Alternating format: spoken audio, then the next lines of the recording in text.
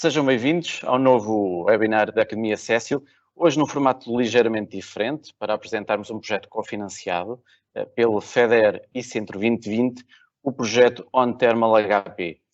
Este é um projeto em copromoção entre três entidades, Cécil Tech, Arga Tintas e Itecons, com o objetivo de analisar uma das principais patologias nos dias de hoje nos sistemas ETICS, a proliferação biológica. E com isso desenvolver materiais, sistemas que permitam uma redução significativa deste fenómeno. Quero desde já pedir-vos que, caso tenham alguma questão, não se inibam de utilizar o nosso chat, que oportunamente colocaremos no final as perguntas que surgirem em tempo útil, colocaremos na última apresentação, na última parte da apresentação, à qual tentaremos responder. Todas as perguntas que não conseguirmos responder durante esse timing, ou responderemos no chat, ou depois via e-mail, por isso é extremamente importante que se identifiquem e assim consigamos responder da melhor forma possível. Bom, a agenda desta apresentação passa aqui um pouco pelo enquadramento e motivações do projeto, feitas por mim, Luís Duarte. A estratégia de investigação ficará a cargo de Nuno Castro, Arga Tintas.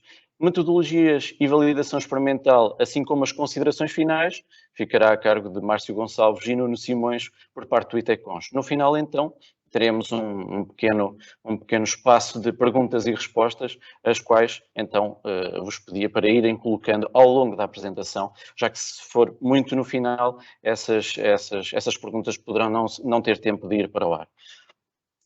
Bom, e então, chegando aqui ao enquadramento e motivações deste projeto, se começarmos aqui pelo que é a evolução da aplicação do sistema ETICS em Portugal, que no fundo é onde se incide principalmente este projeto.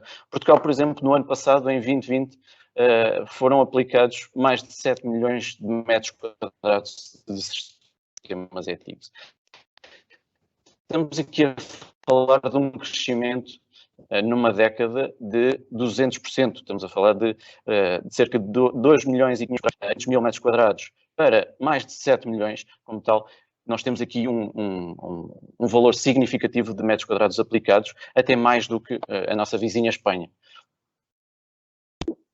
Fazendo aqui a ponte, e aí observando as patologias que principalmente se concentram na camada de acabamento, aqui do lado direito podemos ver num estudo feito em 2013 em Portugal, percentualmente quais as principais patologias que os sistemas ETICS em Portugal apresentavam, e o que é que temos essencialmente?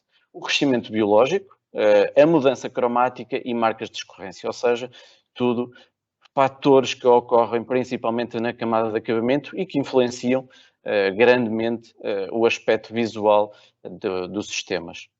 E se então, se chegarmos aqui ao crescimento biológico, conseguimos perceber que cerca de 60% das obras observadas, obras com sistemas ETICS, mais de 60% tinham na sua composição o crescimento biológico nas fachadas, sobre este mesmo sistema. E então, o objetivo deste estudo acaba por ser mesmo identificar as principais causas deste fenómeno e, com isso, desenvolver e determinar características técnicas dos componentes que hoje em dia compõem o sistema ETICS. Para agora passarmos aqui, então, à estratégia de investigação, iria passar a palavra ao engenheiro Márcio Gonçalves, ao engenheiro Nuno Castro, da Arga Tintas, de forma a dar-nos aqui um enquadramento desta mesma estratégia de investigação. Muito bom dia a todos, sejam bem-vindos. Eu vou iniciar a minha apresentação, tal como o Luís falou, pelas estratégias que adotamos as estratégias de investigação que adotamos neste projeto, On Thermal, serão essencialmente está dividido essencialmente em 6 partes. Vamos tentar percorrer durante a minha apresentação estas 6 partes, esta metodologia que nós tomamos nas estratégias de investigação. Assim sendo, o primeiro caso foi iniciarmos o estudo com visitas de vários edifícios com patologias visíveis, tal como foi identificado, 60% dos edifícios com ETICS, das construções com ETICS apresentam patologias derivadas de ataques biológicos, e esta campanha focou essencialmente percebermos, dentro do âmbito de todas as patologias existentes, de norte a sul, de exposições diferentes, de localizações diferentes, e nós, in loco, foi possível verificarmos onde estavam os problemas, quais estavam, sistematizá-los por forma a termos uma base de dados completa para depois avançarmos para o ponto 2. No ponto 2, tendo já esta realidade transcrita, sistematizada, construímos paredes nas instalações do ITECONS para replicar aquilo que acontece. Desta vez, com a possibilidade de termos monitorizadas, com um conjunto de sensores, com múltipla sensorização, para nos dar, ao mesmo tempo, a velocidade de aparecimento ou não de crescimento biológico, nas diferentes condições e modelos construtivos, e associá-las a condições ambientais, atmosféricas, como radiação, temperatura, exposição solar, umidade relativa, vento, e daí tirarmos ilações que nos permitissem conjugar os aparecimentos da vida real com condições ambientais. Tendo tudo isto sistematizado, partimos para um passo muito importante, que é a parte da vigilância tecnológica. Fizemos um roadmap de aquilo que estava disponível para nós pegarmos e utilizarmos. Aqui utilizamos uma abrangência lata, sem preconceitos, sem ideias feitas à partida. Partimos de uma folha em branco, onde nós fomos capazes de perceber tudo o que havia no mercado, e tendo em conta as limitações, porque nós não inventámos materiais, nós pegámos em materiais existentes no mercado disponíveis, na vontade comercial de os desenvolver, e aí juntámos a nossa capacidade para pegar neles e levá-los ao mercado, a quais eram os produtos que nós considerávamos importantes e que abordagens nós teríamos para podermos preparar abordagens diferentes. Nesse sentido, com o ponto 1 e 2 completo da vigilância das paredes, da sistematização no ITECONS, fomos capazes de construir uma simulação ambiental interior acelerada, onde preparamos provetes de tintas feitas em tamanho real, já com o scale-up, com o Fab Lab construído, por forma a termos um produto já de escala quase real, onde nós provamos ser capazes de produzir em escala real determinadas formulações, com determinadas condições, com determinados desafios durante a produção, com vários caminhos que vamos já ver a seguir, e sistematizá-los numa câmara interior, em vários testes, interiores acelerados, que nos permitiam ter resultados e comparações face ao nosso standard muito mais depressa e capazes de diferenciar. Assim, tomamos 4 grandes caminhos. Quais foram? Foram a parte hidrofóbica ou hidrofílica do revestimento final da camada delgada, que aí a teoria era passar toda a umidade existente exterior para o interior ou fazê-la escorrer na superfície. Um caminho químico / bioquímico, ou seja, aqui tivemos também atenção, quando fizemos o roadmap tecnológico, da parte química, da parte biocida que é possível incorporar, versus a limitação em termos de biocidas, de rotulagem, de perigos para o utilizador, de perigos para o ambiente, versus uma capacidade bioquímica de transformar a superfície do acabamento num pH, numa condição bioquímica que não fosse propícia para o desenvolvimento de fungos e algas. Térmico, no âmbito em que a cor também é um fator decisivo e que influencia os resultados finais. Daí era muito importante estudarmos isto.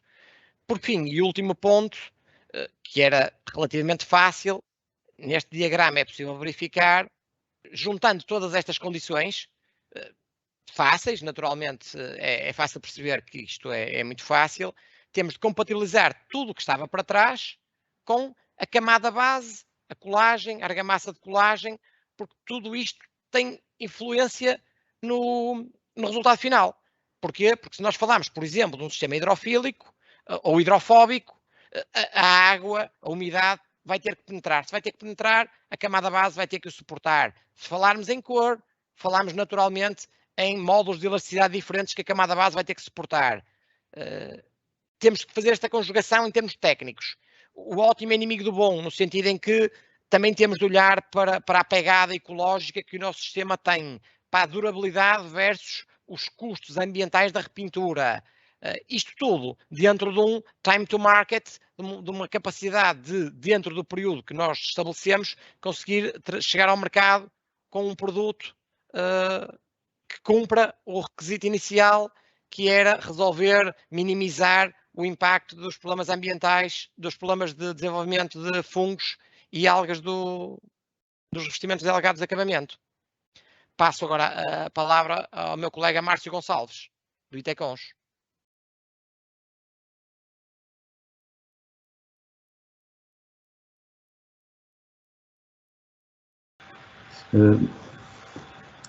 Bom dia a todos. Eu vou então continuar aqui a nossa apresentação e vou falar sobre as abordagens metodológicas e a campanha de validação experimental que realizamos no decorrer do projeto.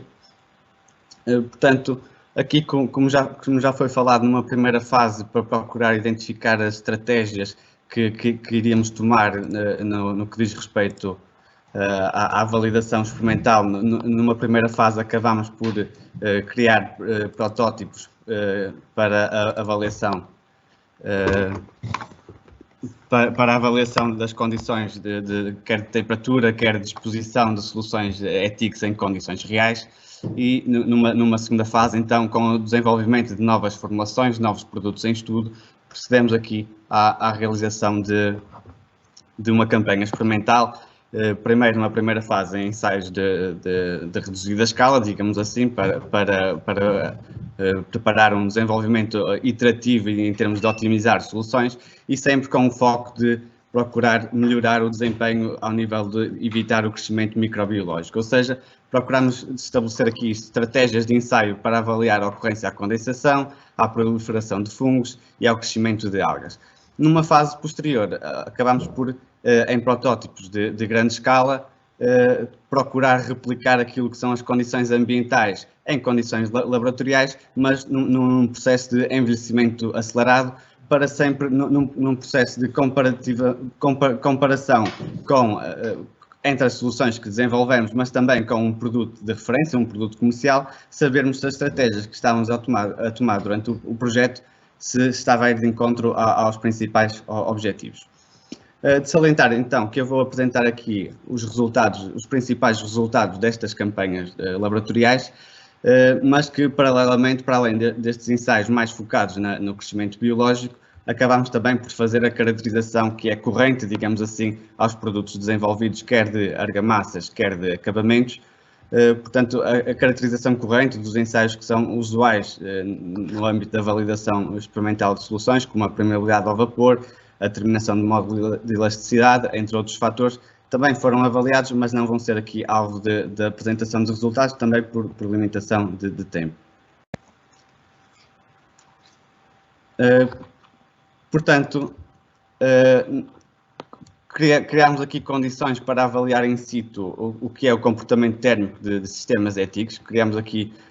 Preparámos 2 paredes ETICS em Coimbra, nas instalações do Itecons, em que procurámos extremar aqui as condições de exposição, ou seja, temos aqui a orientação norte e a orientação sul.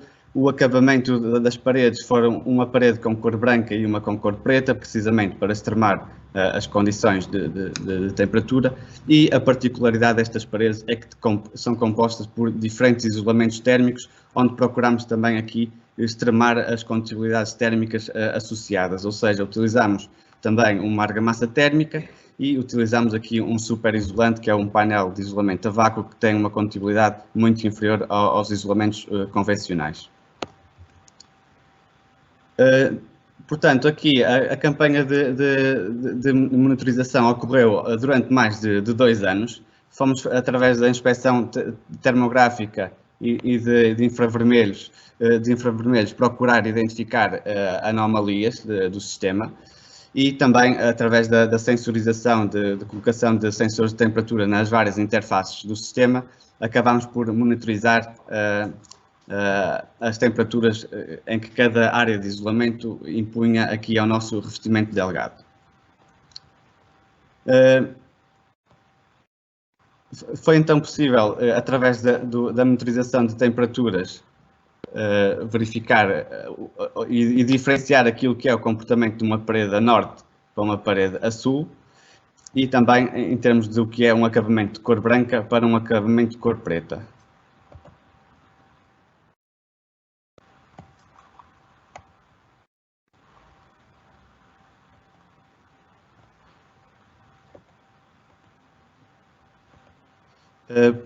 Portanto, conseguimos ver neste gráfico a diferença de temperatura. Aqui, a título de exemplo, apresentamos aqui um gráfico que é uma semana de janeiro, ou seja, mês de inverno, em que temos temperaturas superficiais bastante distintas naquilo que é a cor preta e a cor branca. Por exemplo, na cor preta atingimos temperaturas superficiais de 60 graus, enquanto na cor branca, nas mesmas condições, ou seja, orientação a sul, atingimos temperaturas superficiais de cerca de 33 graus. Ou seja, há aqui uma diferença muito grande em termos de amplitude térmica, apenas pela variação da cor, das propriedades ópticas da nossa solução de acabamento. Outra das particularidades que nos conseguimos aferir aqui na monitorização de paredes é que os diferentes isolamentos térmicos acabam por conseguir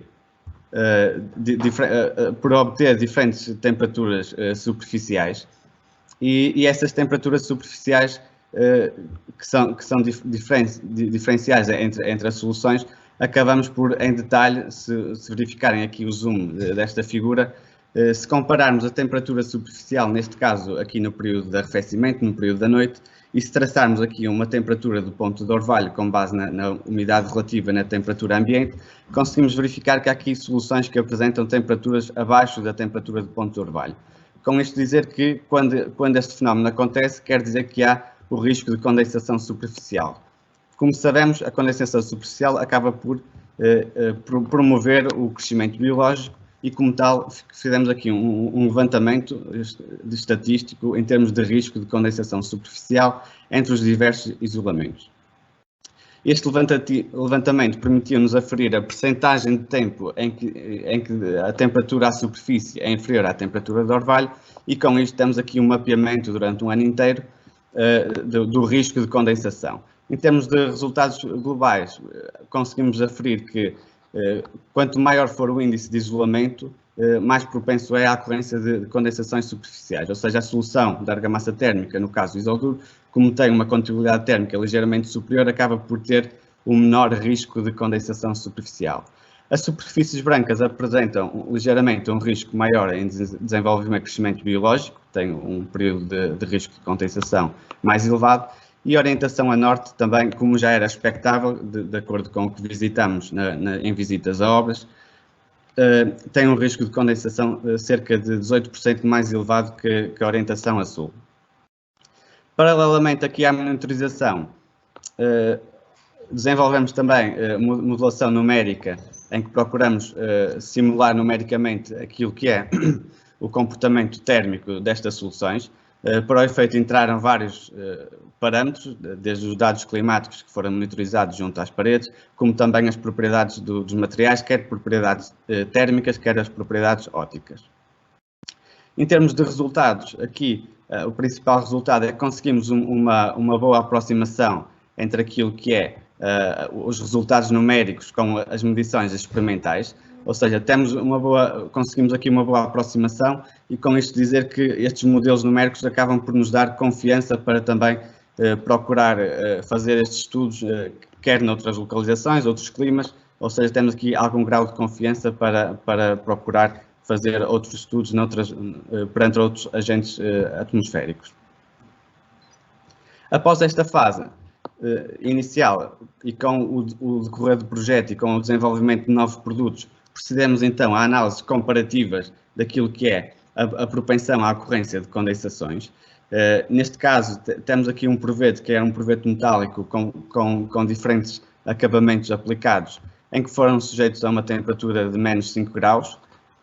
Posteriormente foram colocados em câmara climática a 20 graus e uma umidade de 80%.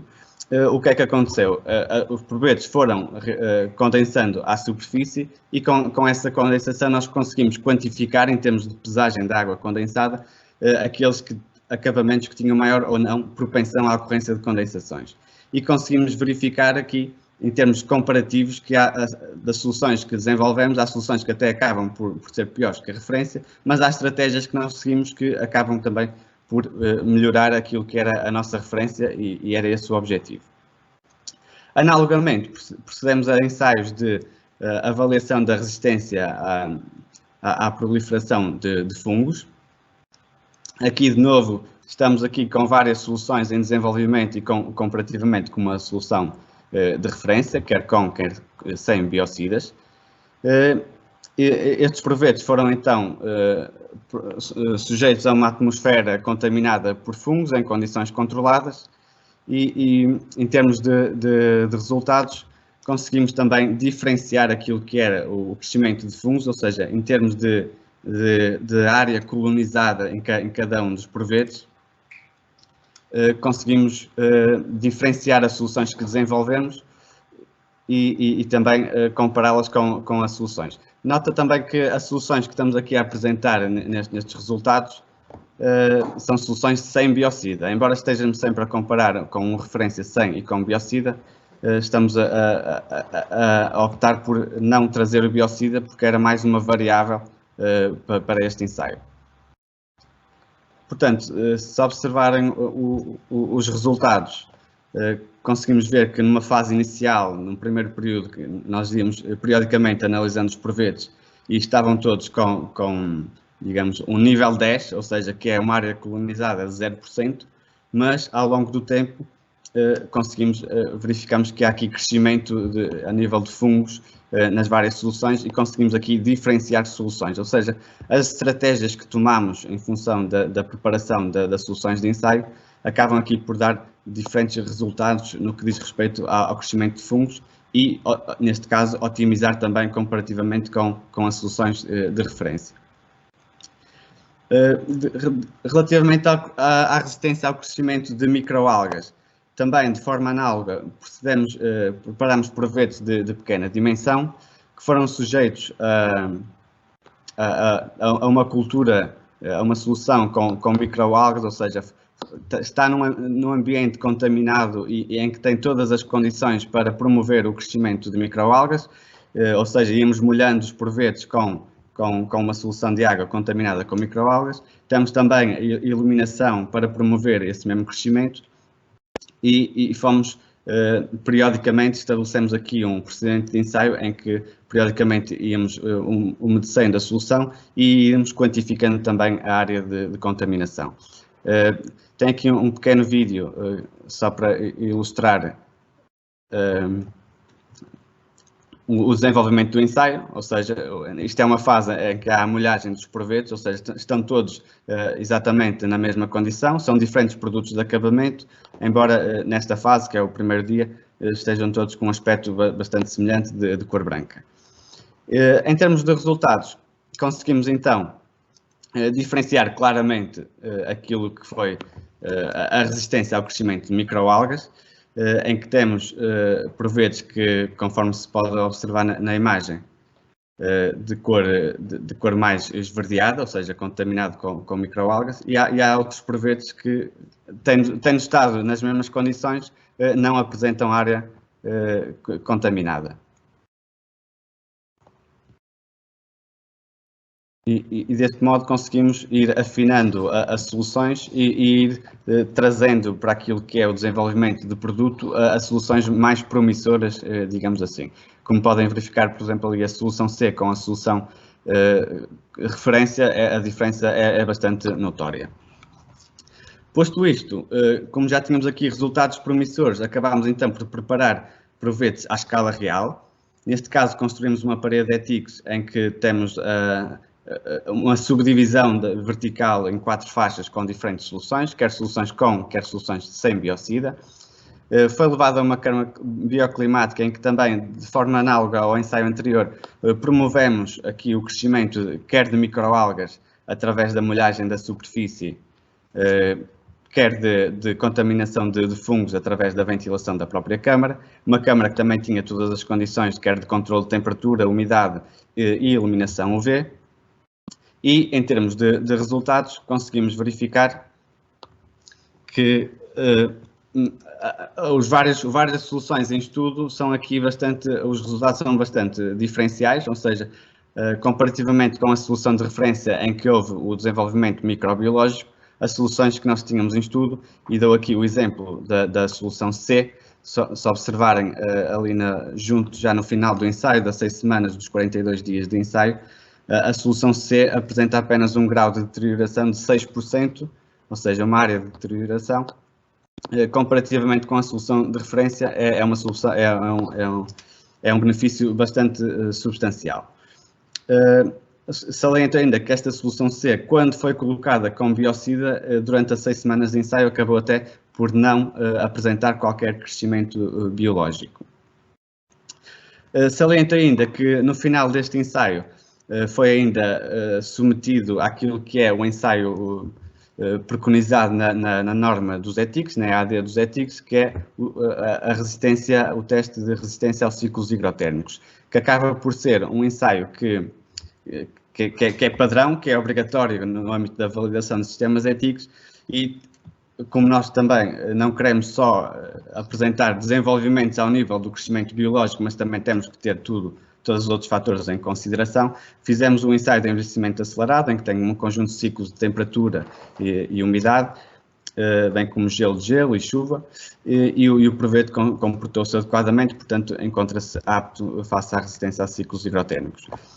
Posto isto, procedemos então à validação em condições reais, em que construímos um protótipo demonstrador com a solução que nos deu indicações em laboratório que seria a estratégia mais adequada para mitigar o crescimento biológico, e construímos então nas instalações da Cécil, em Leiria, um protótipo que tem as 4 orientações, tem diferentes configurações de cobertura, precisamente para promover diferentes graus de exposição, quer ao sol, quer à exposição da chuva, e é um protótipo que se encontra a ser monitorizado também com sensores de temperatura, e aqui o principal objetivo é agora analisar em condições reais aquilo que é o comportamento da solução desenvolvida, quer ao nível da argamassa que foi desenvolvida, quer ao nível do acabamento, e monitorizar as temperaturas, inspecionar quais são as anomalias que eventualmente possam ocorrer,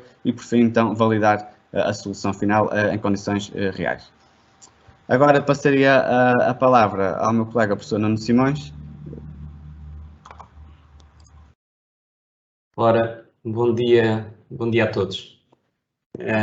A parte do professor era dispensável, Márcio. Não sei nem só com a cabeça a dizer que já percebi que me estão a ouvir.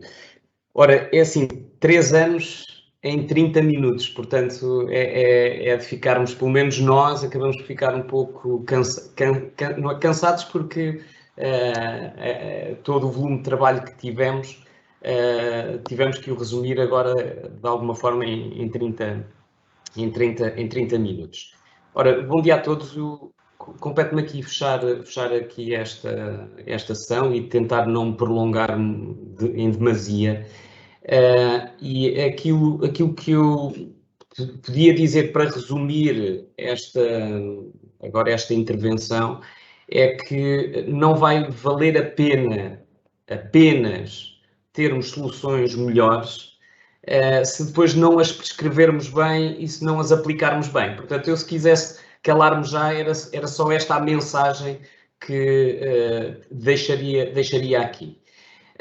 Como tenho aqui quatro slides e pedia ao Nuno para colocar no slide seguinte, que serve aqui de bengala apenas para dizer o quê? Para dizer que acho que ficou bem patente aqui a preocupação da indústria em procurar novas soluções, em querer resolver problemas. Portanto, destaca-se aqui esta preocupação, este investimento da indústria em desenvolver soluções. E a Cécil e a Arga Tintas, que se juntaram neste projeto, são um bom exemplo desse espírito. Depois, também aqui, puxar a brasa à nossa sardinha e destacar aqui esta relação entre a indústria e as entidades do sistema científico e tecnológico.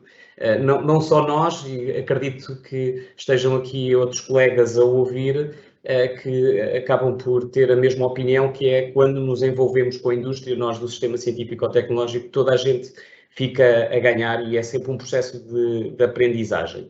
E como ficou patente aqui, uma das nossas preocupações foi propor métodos mais completos, métodos mais exigentes, já que o que estamos a querer trazer aqui é mais qualidade para a solução. E era este agora o terceiro destaque que eu daria relativamente aqui ainda este slide, ao mesmo slide, que é a nossa grande motivação. A nossa grande motivação é resolver estes problemas que nós bem conhecemos, que estão associados ao ethics. E precisamos, todos em conjunto, admitindo que todos temos interesse no sistema ethics, precisamos resolver estes problemas. Nós precisamos de credibilizar a solução. Ou melhor ainda, precisamos de garantir que não vamos descredibilizá-la. E para não descredibilizá-la, nós temos que gradualmente evitar este tipo de problemas como destacamentos, fissuras. Já não quero ir, embora isso também aconteça em menos grau, que é a queda destas soluções, e esta questão do crescimento biológico, que é de facto um desafio grande para esta solução, tendo em conta aquilo que é a resposta térmica que este sistema tem e que favorece o desenvolvimento destes agentes microbiológicos, destes agentes biológicos. Portanto, a nossa preocupação aqui de todos acho que tem que ser o aumento da durabilidade e a garantia do desempenho. E aí, no slide seguinte, aquilo que se pretende destacar é que a indústria, e aqui novamente para valorizar a indústria sujeita-se a ensaios, a indústria sujeita-se constantemente a testes e vai à procura de documentação que sustente as características que têm para os seus produtos. Muitas vezes metem-se à prova e podem não ter o produto apto, portanto não vão para o mercado de ânimo leve e passam por testes exigentes. E aqui há o papel novamente dos laboratórios, onde nós nos situamos, em que também nos posicionamos para sermos úteis nesta caracterização. E neste sistema em particular, no ethics, em 2014 o ITECOS acabou por ser reconhecido pela Comissão Europeia para poder fazer este tipo de testes, que a indústria vem, e atenção, vem com um kit, ou seja, vem com um conjunto de produtos, vem com um isolamento, vem com uma argamassa, vem com uma rede, vem com o acabamento, e nós estudamos o conjunto e validamos o conjunto.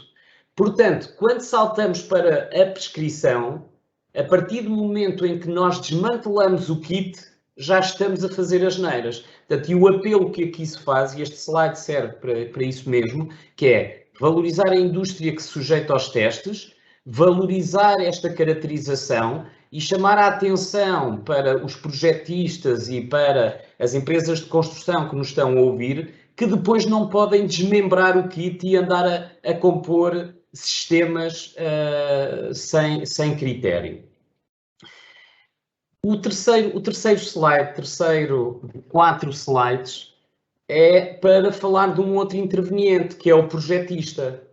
Ou seja, e aqui, por causa desta questão, que é, não basta ter bons sistemas, eu depois tenho que os prescrever bem. Eu vou ter que tentar antecipar nos pormenores construtivos problemas que vou ter em obra. E isto tem muito peso, ou seja, eu tenho que tentar identificar as singularidades eu tenho que prescrever o tal kit que foi ensaiado e que está caracterizado e que tem documentação técnica e que as empresas acabam por produzir guias de aplicação. Portanto, eu tenho que valorizar isso, tenho que fazer esta pormenorização, mesmo que eu possa ter aquela desculpa, depois ninguém vai ver. Mas se eu não antecipo problemas na obra, eles depois acabam por acontecer. Portanto, atenção à prescrição, atenção à existência de acessórios específicos para um conjunto de situações. É tão habitual não ver um perfil de pingadeira que nos arrepia, não é? Porque depois eu vou ter problemas de uma facilidade de crescimento biológico. O quarto e último slide tem a ver com o outro interveniente, que são os aplicadores. Ou seja, que me vale ter um sistema espetacular, com desenvolvimentos espetaculares, caracterizado de uma forma exemplar, e que até tenha um projeto em condições, se depois o aplicador vai fazer aquilo, e às vezes o argumento é, eu já faço isto há tantos anos, mas provavelmente faz isto há muitos anos mal. Portanto, há que valorizar o aplicador, e aqui volto a valorizar as duas empresas com quem estamos juntos neste projeto, a Cecil e a Arga Tintas, que oferecem, e a palavra é mesmo esta, oferecem cursos de formação de aplicação deste tipo de sistemas e de seleção de produtos. Portanto, há que formar e logo a seguir há que valorizar os profissionais que têm mais competência, que têm que receberam a informação, que receberam esta formulação. Para terminar, portanto, aqui a palavra de ordem talvez seja todos juntos tentarmos não descredibilizar o sistema ETICS, porque ele tem, de facto, muitas vantagens, é um sistema economicamente viável, porque é de custos controlados, tem imensos benefícios, quer em construção nova, quer na reabilitação. Portanto, compete-nos a nós não destruir este mercado e tentar credibilizar ao máximo o sistema.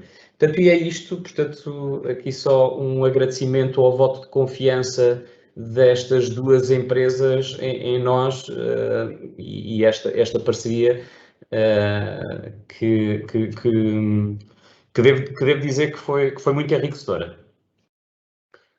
Bom, passaremos então agora, e antes de mais, obrigado a todos por esta apresentação. Como é óbvio, como disse aqui o Nuno, são 3 anos passados em pouco mais de 30 minutos. Obviamente existe aqui muito trabalho e muita investigação, muito detalhe, que naturalmente não conseguimos passar. No entanto, depois com o finalizado projeto poderá ser tudo consultado e com isso esperemos depois então colocar no mercado aquilo a que quase nos comprometemos, que é então dotar o mercado de materiais, de sistemas que consigam fazer face a esta, no fundo, a esta patologia tão observada nos sistemas ETICS. Bom, passemos então para a parte das perguntas e respostas. Recebemos algumas que foram respondidas diretamente no chat, outras ainda conseguimos responder durante este fórum. Passando para a primeira, no levantamento das anomalias, quais foram os fatores mais preponderantes? É assim, aqui diria que quando se iniciou este projeto, o levantamento de anomalias teve de ser, de certa forma, completo. Desde fissurações, que é algo também mais ou menos normal acontecer, não seria normal, mas é normal no aparecimento, por diversos fatores, algumas falhas de aplicação, algumas componentes até da parte de aplicação têm essa influência, mas no levantamento dessas anomalias, aquilo que foi importante foi percebermos todas as patologias que estão associadas a este sistema. Naturalmente, e como vimos no gráfico inicial, as patologias visuais já que não influenciam diretamente a forma como o sistema se comporta, mas as patologias visuais no acabamento foram as mais preponderantes e depois, no seguimento desse levantamento e como vimos que o percentual de aparecimento, por exemplo, da proliferação biológica é significativa, então avançarmos com isso, com este projeto, para tentarmos debelar, minimizar ao máximo, fazer uma redução significativa desse fenómeno. Uma segunda pergunta, as tintas têm biocida? Aqui passaria a palavra ao Márcio. Sim, relativamente à composição das tintas, ou seja, do acabamento, a nossa estratégia, a estratégia do consórcio não foi promover a comparação de produtos com biocidas, ou seja, grande parte dos ensaios acabamos por fazer soluções sem a presença de biocidas, precisamente para comparar o desempenho da solução de acabamento e não para comparar a eficácia de determinado biocida sobre os agentes. Portanto, aqui os nossos ensaios focaram em soluções sem biocida. Obviamente, no ensaio final também acabamos por incluir produtos com biocida, precisamente para comparar a diferença de ter ou não ter biocida, mas como se verificou nos resultados, os produtos sem biocida acabam por dar aqui boas indicações na mitigação do crescimento biológico.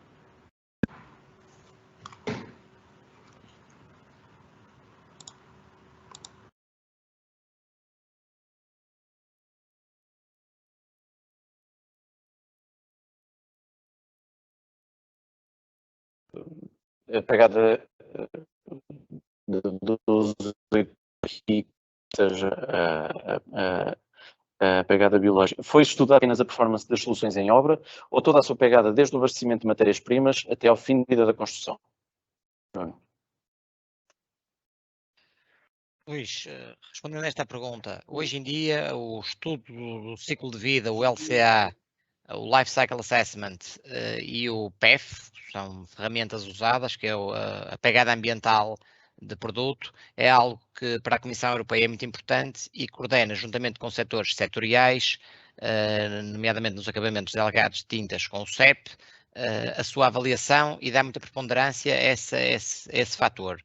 Nesse sentido, nós no estudo com o consórcio analisamos esses pontos, a pegada ambiental e o LCA, o ciclo de vida. Ciclo de vida hoje em dia que tem desde o custo ambiental de produção, da produção das matérias-primas, da produção do produto, da entrega, da distância e também do tempo de vida esperado, porque só no fim é que podemos fazer uma análise completa, exaustiva e real da pegada ambiental que um produto traduz, um sistema neste caso, traduz ou comporta. Nesse sentido foi estudado, está a ser terminado, mas teremos seguramente comparação entre sistemas.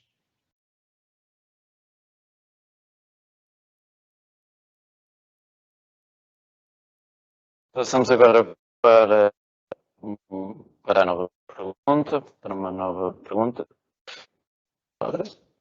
Não, esta sim, está aqui. Quais os motivos que abonam para o desenvolvimento de fungos e de mais sobre ETICS comparativamente com o reboco tradicional? Aqui, se calhar, pedi aqui a opinião do Nuno Simões para nos dar aqui uma resposta a esta. Ora, é assim, eu talvez, aqui uma resposta para quem está quase nada familiarizado com o assunto do desenvolvimento biológico. E eu até vou começar por dizer o seguinte: quem nunca viu o desenvolvimento biológico num cantinho no interior de uma casa, ou seja, em que eu tenho desenvolvimento de bolores e fungos no interior da casa. E porquê é que isso acontece? Porque há ali uma prevalência, há uma predominância de ocorrência de condensação. Portanto, eu tenho ali alguma umidade, alguma poeira. Portanto, eu crio ali condições favoráveis ao desenvolvimento biológico.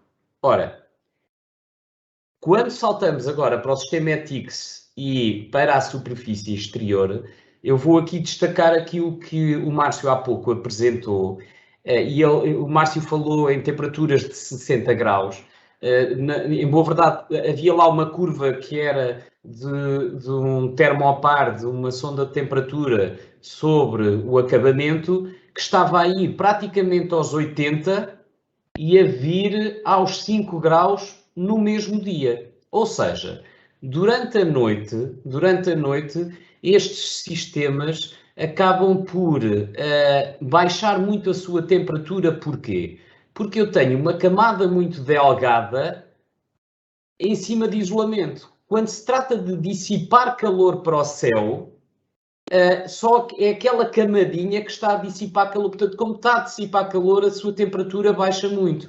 Como a sua temperatura baixa durante algum tempo abaixo da temperatura de orvalho. Então eu tenho o tal fenómeno que eu descrevia há pouco por dentro, que é, eu tenho condensação e então depois se eu tiver alimento e se eu tiver isto a acontecer com alguma frequência, então há o crescimento biológico. Portanto, o fenómeno que aqui temos é este. Eu ainda destaco que esta particularidade desta solução, que é ir a temperaturas muito altas e vir a temperaturas baixas, grandes amplitudes todos os dias, é o que faz com que haja uma grande solicitação a este sistema que depois pode conduzir à fissuração.